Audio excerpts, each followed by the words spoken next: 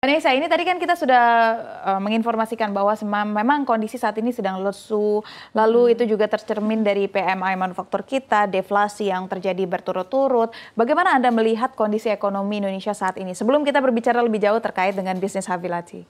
Oke, kalau saya lihat memang kondisi ekonomi terutama beberapa bulan belakangan ini bisa dibilang kita berada dalam satu masa yang cukup challenging ya. Dan itu juga dirasakan oleh kami secara umum di bisnis kami, di mana terasa sekali adanya penurunan di daya beli masyarakat, seperti itu. Berarti terasa sekali ya daya beli masyarakatnya. Betul. Seberapa signifikan daya beli masyarakat ini turun untuk bisnis Havilati sendiri? Oke, jadi di Havilati sendiri ini memang kami tuh ada dua lini ya. Jadi ada B2B, jadi business to business, dan juga business to customer.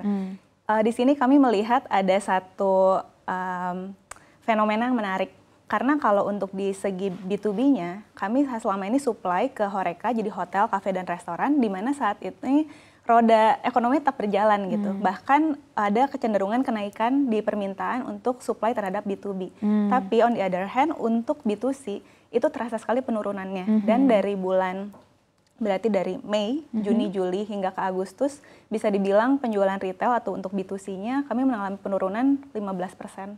15%, oke. Itu bukan angka yang kecil gitu, dan terasa sekali bahwa memang retailnya kok lesu gitu. Apa yang mungkin menjadi analisa dari Havilati ketika melihat B2B-nya ini justru mengalami peningkatan, padahal kalau kita lihat perseorangannya atau retailnya justru menurun, apa yang bisa dicermati? Oke, di sini kami coba menganalisa bahwa ternyata kebutuhan orang untuk mendapatkan experience gitu, untuk tetap memenuhi gaya hidup itu ada. Terbukti dari klien-klien kami, dari customer kami di hospitality industries, berarti mereka juga tetap thriving.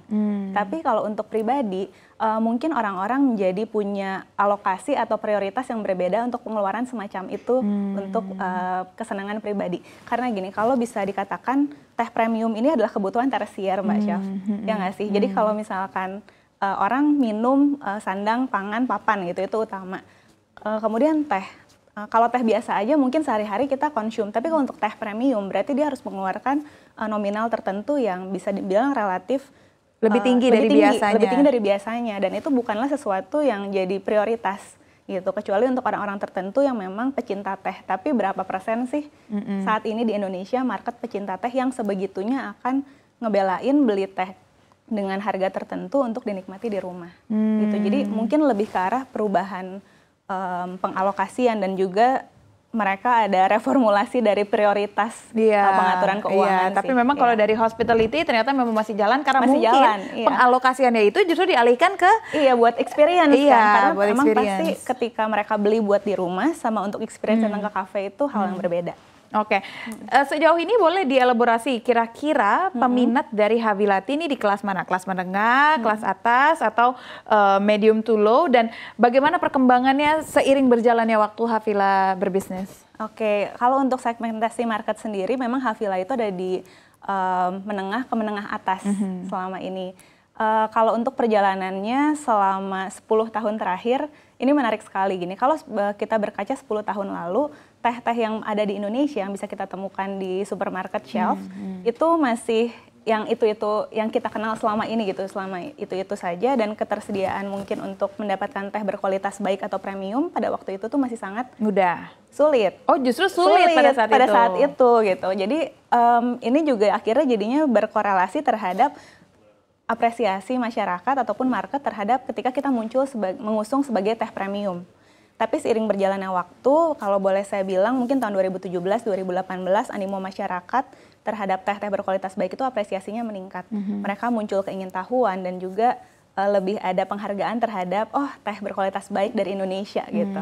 Kemudian beberapa tahun terakhir ini mungkin nanti kita bakal cerita lebih banyak tentang itu. Justru sebenarnya industri teh itu malah lebih thriving. Oke, tapi ini menarik justru kalau memang misalkan berbicara tentang marketnya Havila itu adalah menengah ke atas, tetapi tadi berdasarkan kondisi justru permintaan retail ini menurun, artinya daya beli meskipun katakanlah orang kaya ini ada uang tetapi tidak mau membeli, menurunkan minatnya untuk membeli. Nah, bagaimana nih upaya yang dilakukan oleh Hafila untuk bisa tetap meraih market tersebut agar nggak kemana-mana? Agar nggak kemana-mana, oke, ini menarik banget. Jadi ada beberapa effort yang kami coba lakukan, salah satunya adalah kembali mengaktifkan edukasi teh.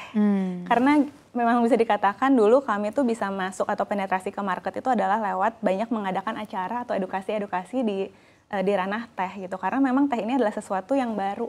Walaupun ini adalah sesuatu yang sangat dekat dengan kita, kadang hal yang terlalu dekat sama kita jadi nggak lihat gitu. Dan memang ketersediaan informasi tentang teh yang baik itu seperti apa, teh premium itu seperti apa, itu juga bisa dibilang cukup sulit ya untuk didapatkan, cukup minim, sehingga dengan kita mengadakan edukasi-edukasi dan kita mengemasnya dengan sesuatu yang lebih fun. Misalkan kita bikin kemarin kelas merangkai bunga, tapi ada pengenalan tentang teh.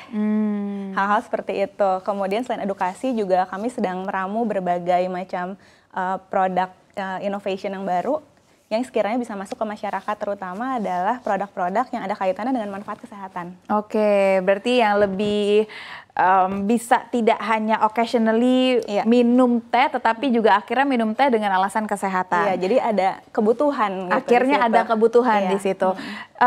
Menarik ketika berbicara tentang literasi, karena ketika melihat bisnis Hafilati ini sangat spesifik di teh. Betul. Di saat semua orang justru berlomba-lomba bikin coffee shop, belajar tentang kopi dan sebagainya. Sebenarnya tingkat edukasi ataupun pengetahuan masyarakat di Indonesia mengenai teh, ini sejauh mana yang bisa Mbak Nisa jabarkan? Untuk saat ini mungkin ketersediaan informasi atau tadi literasi terhadap dunia teh itu di Indonesia masih terbilang mungkin terbatas, iya, masih tergolong terbatas karena kalau misalkan kita cari literasi tentang teh, masih banyak juga informasi-informasi yang bahkan misleading gitu, Mbak Syaf. Jadi memang seiring dengan bertambah maraknya industri teh juga di Indonesia beberapa tahun terakhir ini, jujur kami dari Hafila, saya dan partner saya Ajeng, happy justru. Karena apa? Berarti PR edukasi ini kita lakukan bareng-bareng bersama dengan teman-teman pengusaha teh lainnya gitu di Indonesia.